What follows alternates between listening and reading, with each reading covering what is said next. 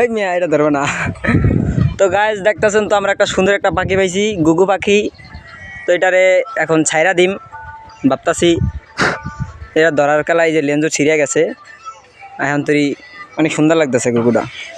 তো এই যে ইসুফ ভাই ইসুফ ভাই কয় ছাইরা দাও, এটাকে ছেড়ে দেওয়া হবে, কারণ যদি বাচ্চা থাকে তাহলে বাসায় মারা যাবে খাবার না পেলে, তাই না?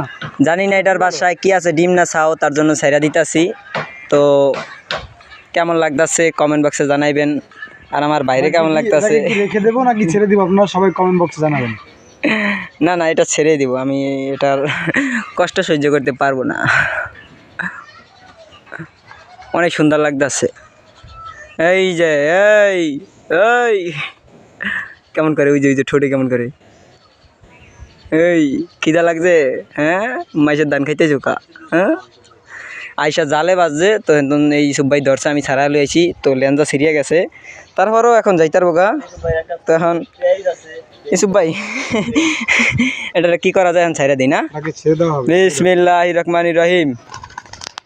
গেল গা গেল গা, ও অনেক দূরে গেছে গা, চলে গেছে। ভালো থাকবেন সবাই। এই যে আমার দুই চাচতো ভাই রোহিঙ্গা আর প্রতিবন্ধী নেরুবন্দি।